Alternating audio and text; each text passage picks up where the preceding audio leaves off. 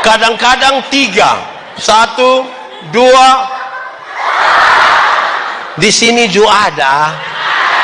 Itu ibu dong ada di sini.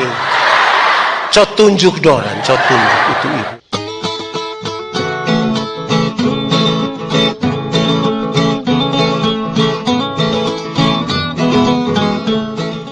Laki-laki melihat perempuan, tapi perempuan itu melihat perempuan.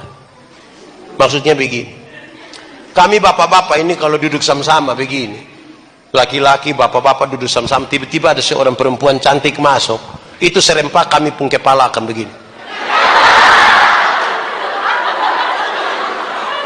Tapi kalau istri ada di sebelah, kau lihat begitu akan jadi masalah, itu kami pun kepala tetap sah. Hanya mata yang ikut begini. Laki-laki lihat perempuan, tapi perempuan melihat perempuan. Ibu-ibu, nona-nona dong kalau duduk sama-sama, laki-laki ganteng satu masuk dong biasa-biasa, tidak terlalu histeris, standar lah. Tapi jangan coba-coba yang masuk itu perempuan. Rok agak pendek, sepatu agak tinggi, tas agak besar. Itu lihat ibu-ibu pusiku dan bibir. Untuk kasih tahu orang di sebelah dong pakai siku bilang begini. Waktu yang di sebelah su lihat dia pakai bibir kau bilang begini.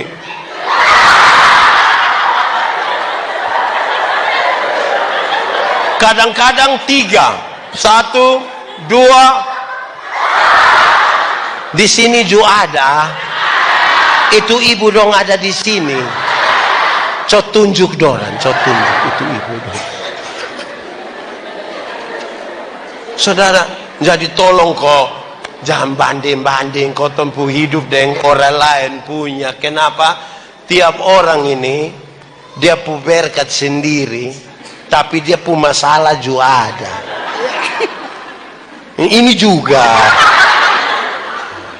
Tuhan Yesus tidak melihat pada kenyataan manusia, tetapi Yesus melihat pada kemungkinan pada diri manusia yang bisa berubah dan menjadi baik, bisa berubah dan mau seperti apa yang Tuhan Yesus mau. Jadi manusia itu mungkin hanya melihat sesuatu yang di luar saja, kenyataannya saja, tetapi Yesus melihat kemungkinan-kemungkinan lain. Kadang-kadang kita mau belajar sesuatu tuh kita bilang, tidak bisa. Kita rasa tidak bisa karena saya setiap hari begini. Tapi Tuhan Yesus bilang, tidak. Kamu bisa. Karena Yesus melihat sesuatu dari kemungkinan lain, melihat sampai ke dalam jiwa kita, ke dalam hati kita. Dia lebih kenal kita bahkan daripada kita mengenal diri kita sendiri. Nah, dengan demikian, untuk memanggil orang-orang datang kepada Tuhan Yesus, dipanggil dalam kebersamaan untuk melayani Yesus, sebenarnya siapapun bisa. Mau dari latar belakang apapun bisa. Semua bisa datang. Orang-orang yang melayani Tuhan Yesus itu melayani Tuhan dengan ini, segala macam pelayanan ini, dia dari latar belakang apa saja bisa. Murid-murid Yesus itu ada yang nelayan, ada yang politisi. Simon orang Selot itu politisi, dia anggota partai politik dari kaum Selot. Ini ada yang pemungut cukai, Matius itu pemungut cukai. Jadi latar belakang seperti apapun bisa untuk datang melayani Tuhan. Pasti disesuaikan dengan semua karunia, talenta Tuhan. Kalau suruh kita melayani itu dia sudah tahu dia mau taruh apa di kita. Dia pun soal kalau kita tidak lihat kita pun diri apa yang Tuhan taruh di kita untuk kita pergi melayani, kita lebih banyak lihat orang lain. Biasanya orang kalau tidak lihat dia pun diri itu lebih banyak dia lihat orang lain. Dia tidak lihat dia pun diri dia bisa menyanyi, kok tidak dia hanya nilai orang lain pun menyanyi. Jadi kalau kita tanya, weh tadi dong menyanyi baik kok Sone, dong bilang iya, so bagus mencatu yang terlalu bikin-bikin dia pun mulut. Di satu bagaya memati.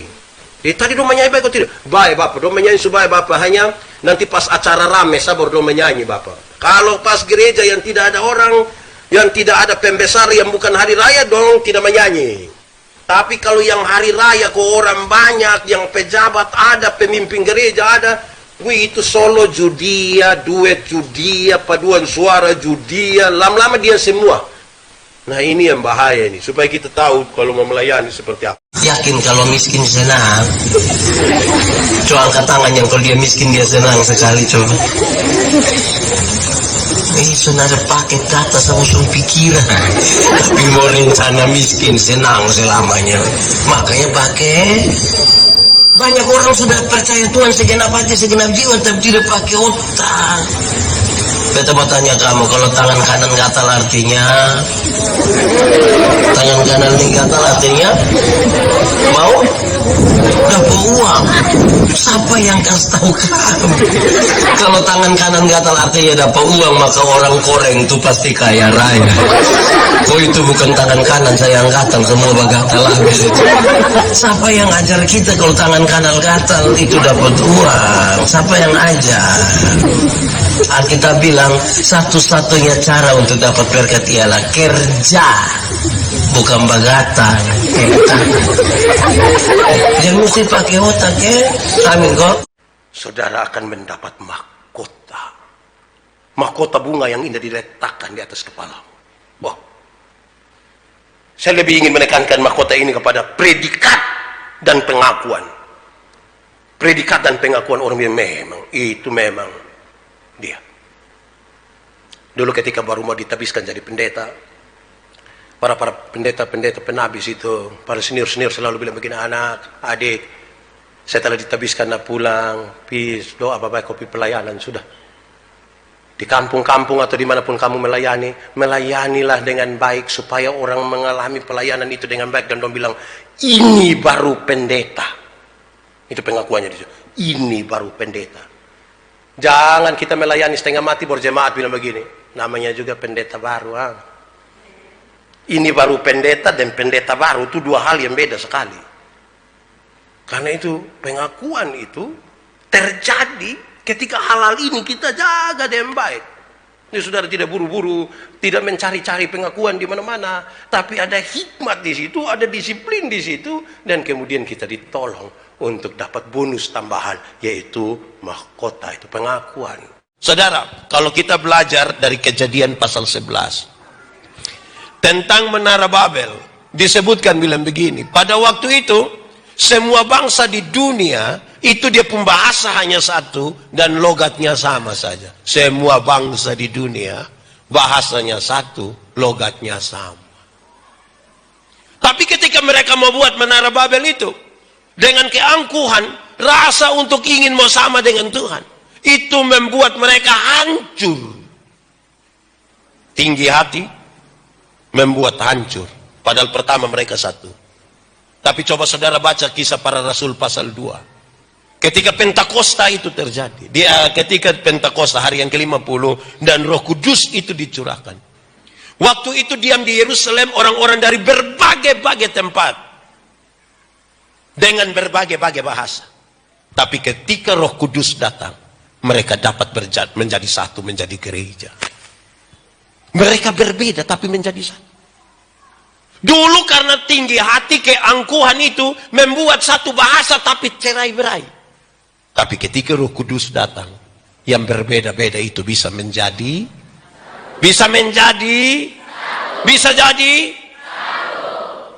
berarti siapa yang datang dalam nama Tuhan, dia pasti membuat kita menjadi satu, mempersekutukan. Tetapi siapa yang datang dalam nama Tuhan dan di dalam nama setan, dia menghancurkan persekutuan. Suka pi jalan piman mana kok suka kas jatuh yang satu. Ikniki ju ada. Itu orang dong ada ikut ibadah sekarang. Ada. Dia pakai baju warna. Omong saja tidak apa-apa. Saya bertanggung jawab. Hey, sekali lagi, iblis tahu kalau kita bersatu kalah. Karena itu dia pakai banyak cara itu untuk bikin kita tidak bersatu. Dia bukan, kadang-kadang bukan suruh kita baku pukul, masing-masing mempertahankan dia pun rasa benar itu bisa buat kita bertengkar. Contoh, kalau saya dengan Pak Arta, tahu Pak Arta? Yang mana? Oh yang ini. Kalau saya dan Pak Arta kami dua ketemu di pasar, kami dua tidak bertegur, saling bertegur sapa.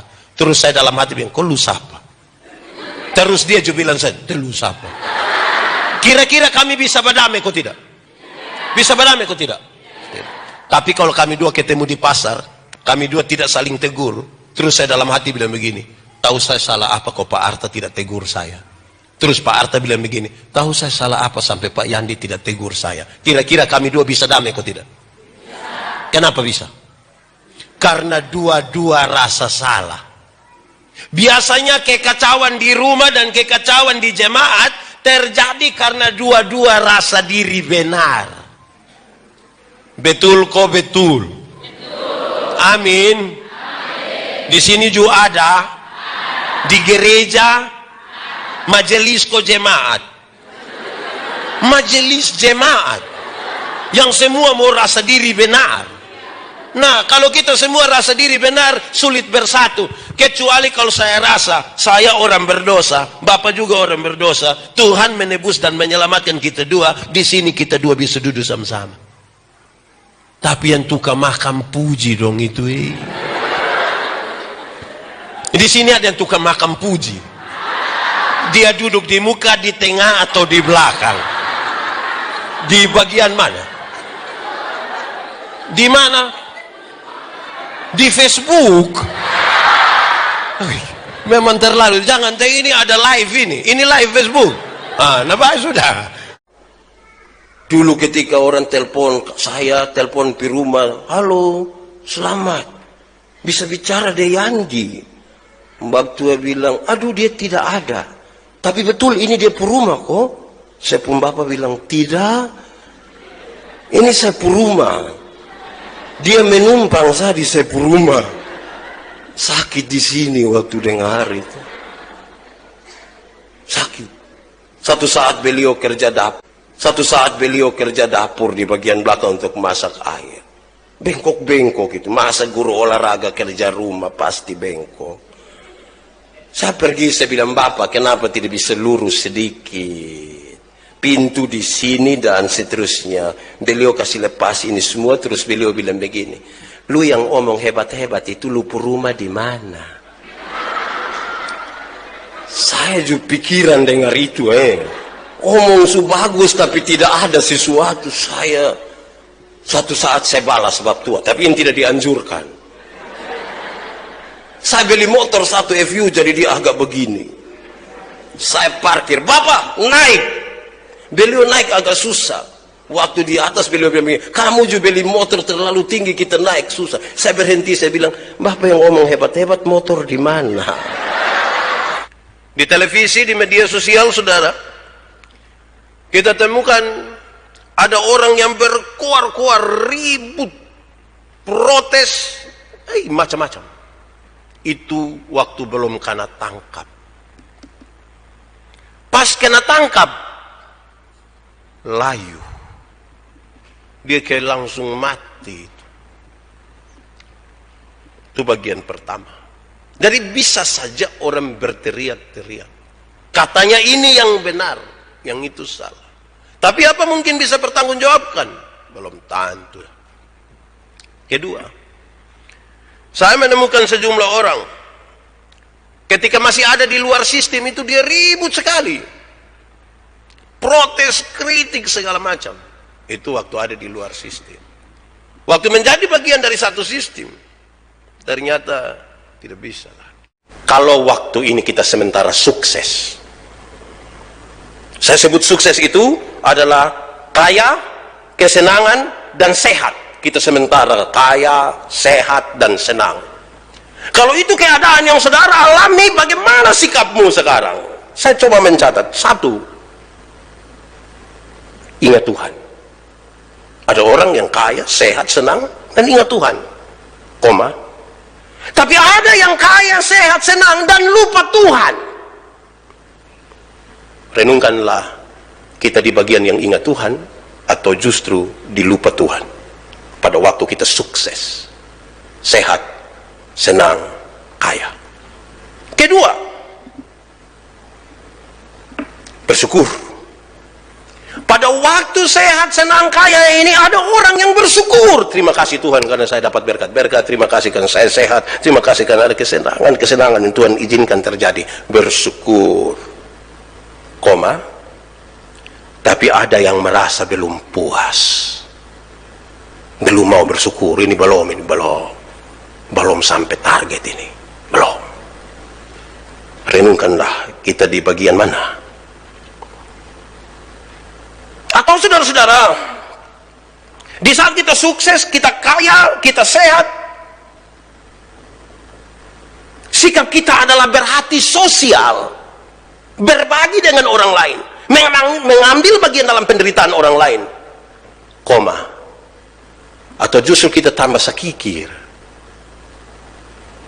Dulu masih biasa-biasa, masih berbagi, memulai kaya, mulai sakikir. Renungkanlah, kita di bagian mana? Itu situasi pertama. Waktu sukses, sehat, senang, kaya. Yohanes Pembaptis, Andreas, dan Filipus itu, mereka hanya memperkenalkan Yesus kepada orang lain dan membawa orang datang kepada Yesus dan bukan kepada diri mereka. Nama-nama yang disebutkan tadi, siapa? Yohanes Pembaptis, satu lagi Andreas, siapa lagi? Filipus. Mereka itu hanya memperkenalkan Yesus kepada orang lain, membawa orang-orang itu datang kepada Yesus dan bukan membawa kepada dirinya. Ini hal penting. Kadang-kadang saudara-saudara, anak-anak semua, kita lupa bahwa kita punya tugas untuk memperkenalkan Yesus kepada orang-orang, tapi bawa orang-orang datang kepada Tuhan Yesus. Jangan bawa orang-orang datang kepada kita. Yesus yang menjadi tujuan, jangan kita yang jadi tujuan. Jadi para pendeta nanti, anak-anak yang mau jadi pendeta nanti, para penginjil nanti, ketika kita memperkenalkan Yesus kepada orang-orang, membawa orang-orang datanglah kepada Yesus, jangan datang kepada kita. Sebab kadang-kadang tanpa kita sadari, atau mungkin ada kita sadari juga, kadang-kadang kita bawa orang datang kepada kita. Kita yang menjadi pusat, dan bukan Yesus yang menjadi pusat. Ini masalah. Kenapa? Kalau kita bawa orang datang kepada kita, dan bukan bawa kepada Yesus, besok-besok orang ingat kita dan orang lupa Yesus. Padahal harusnya orang lebih ingat Tuhan Yesus daripada ingat kita. Bapak, nanti bagaimana kalau satu saat orang tidak ingat Bapak? Tidak apa-apa. Kalau orang tinggal ingat Bapak lagi tidak apa-apa. Yang penting, orang ingat siapa? Tuhan Yesus. Jangan sampai dong ingat Bapak, tapi dong lupa Tuhan Yesus. Jadi kalau kamu nanti besok-besok pergi dan memberitakan tentang Yesus kepada orang lain, beritakanlah begitu rupa, ajak orang begitu rupa untuk berjumpa dengan Yesus, lebih kenal Yesus. Dan mereka akan ingat Yesus dalam hidup. Jangan kita yang jadi pusat, tapi biar Tuhan Yesus menjadi pusat. Kalau kita bicara tentang budaya, kita bicara tentang warisan-warisan tentu dari budaya. Tapi yang menarik di kita ini, saudara-saudara, kadang-kadang kita lebih hafal barang-barang yang tidak pas. Kalau kita cari tahu bahasa Rote, kita cari tahu bahasa Timur, bahasa Sumba, Sumatera, Jawa, Makassar, Surabaya, Batak T, kita lebih banyak hafal yang maki, yang kadang-kadang tidak pas itu. Yang baik-baik dong itu kita kurang hafal. Filosofinya kita kurang hafal. Saudara-saudara coba lihat, saya lihat ini orang-orang dong pakai motif Rote, gagah-gagah semua ini. Cantik-cantik, ganteng-ganteng. Mau lihat jauh, mau lihat dekat, tetap cantik dan ganteng. Bagus. Kita punya budaya ini, hasil tenun ikat ini, diakui sampai seluruh dunia orang akui. Jual di luar negeri itu mahal, lebih mahal dari celana Levi's. Tapi berapa banyak kita punya anak dong yang mau pakai yang tenun-tenun. Kalau kita pakai yang tenun-tenun dong puji, aduh cantik saya, cantik macam kayak tanta-tanta dulu. Jadi kita bilang cantik itu seperti yang itu hari, jadi anak dong tidak mau. Tapi akhirnya ketika anak-anak dong pakai celana yang robek-robek itu, dorang rasa kayak punya berprestasi, itu tidak ada dua betul. Sampai foto-foto, mantap itu. Wah, ini kasih. Memang pakai pakaian adat ini agak ribet sedikit, tapi biasakanlah. Apalagi kalau kita pakai itu, kita baru pinjam tadi malam. Wih, itu lebih parah itu rasa berat sekali. Tapi mesti dibiasakan itu. Ibu-ibu dong kalau pakai daster kan tidak terlalu ribet kan, karena dia biasakan. Nah, kalau kita biasakan itu, nah baik. Saya ingat misalnya ada salah satu hal yang buat saya memahami itu dari soal budaya. Saya ingat kalau saya lihat mama di Soe, Setiap kali pulang itu bertahun-tahun mama suka bungkus ambil sayur di tempat kecil satu begini, bilang bawa. Saya bilang, mama apa itu? Sayur. Mama, kupang. Di Kupang sayur macam begitu tuh banyak. Mama bilang, lu bawa, lu sentau, bawa. Saya melakukan itu terus, kadang-kadang terpaksa juga berbawa. Tapi satu saat ketika saya ada di Sumba, ada dalam sebuah acara kedukaan, saya pergi ke satu tempat lagi, ketemu seseorang yang saya kenal baik dengan dia. Pas kami masuk rumah itu, dia istri masuk, terus beliau bilang kepada istrinya, mama, bawa apa dari tempat duka? Saya bawa kerbau satu, bapak. Yo. Kerbau tanduk panjang bagaimana? Oh, panjang begini, bapak. Oke, baik, terima kasih, mama. Dia punya istri terus ke belakang. Lalu dia lihat saya, dia bilang begini, Pak Pendeta, kalau saya tanya kerbau, mama bawa dari tempat duka, itu bukan berarti saya tidak bisa beli kerbau. Tapi kenapa saya harus tanya itu? Tadi Pak Pendeta dengar. Rumah itu juga adalah rumah saya. Di tempat duka itu pun rumah saya. Anak-anak yang pulang dari rumah orang tua harus bawa sesuatu. Supaya berkat-berkat yang Tuhan sudah titipkan kepada orang tua terbuka jalannya untuk turun ke anak-anak. Jadi tidak boleh pulang kosong. Saya mulai mengerti, mungkin ini yang itu hari mama maksud, itu sayur itu.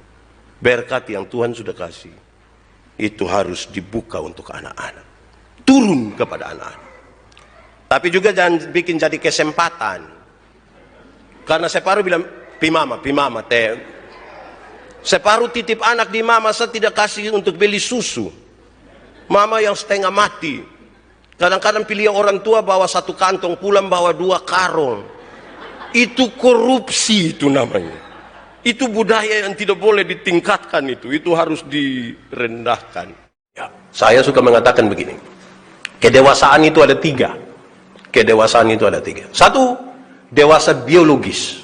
Dewasa biologis itu hari kita punya berat badan hanya 37, kok sekarang sudah 73. Itu dewasa biologis. Itu hari kita pakai celana nomor 27 tidak ada masalah, karena perut rata saja. Sekarang perut sepertinya ada 3, satu di sini, satu di sini.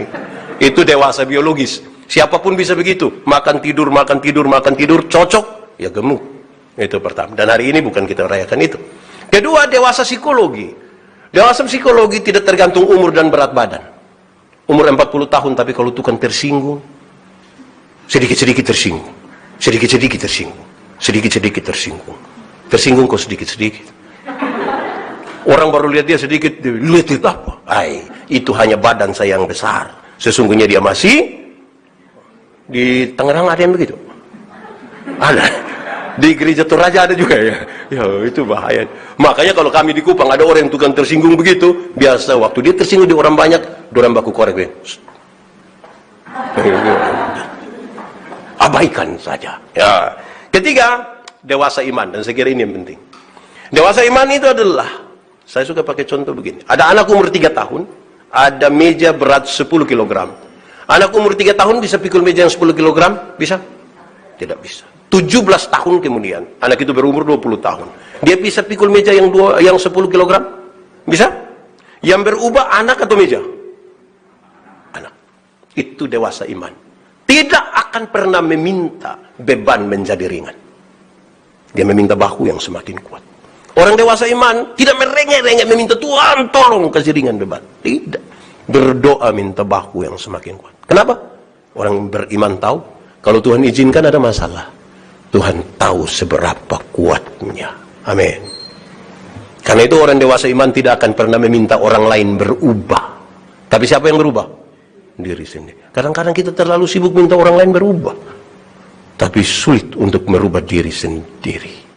Saudara-saudara, jemaat di Korintus itu mulai terancam perpecahan. Dan perpecahan itu serius, paling tidak disebabkan oleh 2 hal. Dan Paulus mendapat kiriman pesan ini supaya dia menasehati ini jemaat ini. Pertama, ada jemaat yang bilang begini, orang itu kalau pelayan mesti sama ke Paulus. Paulus itu seorang penginjil yang luar biasa, satu kali menginjil itu 2.000, 3.000 orang bertobat sekaligus. Separuh bilang tidak, orang pelayan yang baik itu mesti sama ke Apolos. Apolos itu seorang pengkhotbah yang hebat. Dia khotbah 5-6 jam, orang tidak bosan. Maka dong bilang pendeta yang betul itu macam begitu. Paulus dengan Apolos tidak ada masalah. Jemaat mulai serong pi Paulus, separuh serong pi. Di Sonhalan juga ada begitu. Yang biasa pilih-pilih pendeta ada. Majelis kok jemaat. Majelis jemaat. Itu terancam perpecahan, saudara. Karena kita suruh pilih-pilih. Nanti kalau kemudian ada pengumuman bilang, oh yang pimpin hari Minggu ini pak ini atau ibu ini. Atino. Pernah dengar itu kalimat? Atau sendiri omong? Sendiri omong. Nah ini bahaya. Ini Paulus dan Apolos tidak pecah ini, tapi jemaat bikin seolah-olah dua ada masalah. Apalagi kalau pendetanya satu suka hasut orang lain. Di Sonhalan ada, di Niki-Niki ada, yang suka pikas tahu orang bilang teh itu satu. Aduh, woi ini bahaya. Ini nanti ini jemaat dong pecah. Amin kok. Di sini juga ada kok. Ada. Itu yang paham apa dong itu. Jangan coba-coba omong, kan itu tambah masalah, saudara. Apalagi kalau kita bentuk kelompok-kelompok. Yang amnemat sendiri, yang orang asli sendiri. Woi, kita pusing sudah. Apalagi kalau hitung amnuban, mana lagi? Molo dengan mana lagi? Oh, kira-kira di Niki-Niki begitu kok tidak? Tidak. Wih, terlalu di ini Niki-Niki ini. Itu pertama. Tapi yang kedua, saudara-saudara, rupa-rupanya jemaat sementara bertengkar. Dan bukan saja jemaat. Ini hamba-hamba Tuhan dan juga barangkali ada bertengkar ini. Kenapa? Soal karunia-karunia. Separuh bilang saya punya karunia ini lebih baik dari kamu. Separuh bilang saya punya. Dorang kasih habis waktu hanya untuk bertengkar siapa lebih baik dari yang lain. Di Niki-Niki ada kok tidak? Ada kok tidak? Yang suka banding-banding karunia di Niki-Niki ada. Dia laki kok perempuan. Perempuan. Woi, kamu omong-omong bapak, ini cari gas kita masalah baru ini di sekitar. Saudara-saudara sekarang jawab, yang ada karunia boleh angkat tangan, yang ada karunia silakan angkat tangan. Oh di Niki-Niki tidak ada. Nah yang tidak ada karunia coba angkat tangan. Tidak ada juga. Nah yang tidak tahu dia ada karunia tidak angkat tangan. Cek coba kasih mic yang lebih baik sedikit. Ini dia. Itu biasa yang jadi masalah begitu. Kenapa saudara-saudara? Ini jemaat ini lagi waktu hanya untuk bertengkar. Siapapun karunia lebih hebat dari karunia ya, yang mana punya. Ini yang bikin domba kelahi. Ini jemaat nanti pecah. Saudara tahu? Dengar ini. Sebelum kita lebih jauh saya mau kasih tahu. Iblis tahu kalau kita bersatu nanti iblis kalah. Iblis tahu itu. Setan tahu. Setan tahu kalau kita bersatu nanti setan kalah. Karena itu dia bisa pakai orang-orang untuk menghancurkan persekutuan. Niki yang bergerak sedikit mau bakalai ada. Ada. Dia bapak-bapak, ibu-ibu. Ibu-ibu. Kenapa dari tadi dong ibu? Weh ini bahaya ini. Itu setan pakai. Iya. Hei, tidak ada satu tempat pun yang tidak ada beda pendapat. Di rumah, ada yang di sini tinggal di rumah. Oh, semua tinggal di rumah. Ada bapak, ada mama, ada anak-anak, ada suami, ada istri. Betul? Semua pendapat sama. Nah, kenapa tinggal sama-sama? Beda pendapat itu ada di mana-mana. Amin kok tidak? Tapi orang bisa kelola untuk tetap tinggal bukan bergerak sedikit tersinggung. Mau keluar dari gereja, mau balik papa nama gereja, di sini ada kok tidak? Saya lihat saudara kira ragu-ragu. Ada bilang ada saja, aku tidak apa-apa. Mau tersinggung. Di sini ada yang tukang tersinggung. Ada. Dia paham apa? Wih, kalau berani omong dia paham bahaya. Yuk, jemaat tinggal sama-sama. Ini kita mesti saling merendahkan diri. Kalau tidak kita bertengkar terus tiap hari. Ini yang Paulus marah.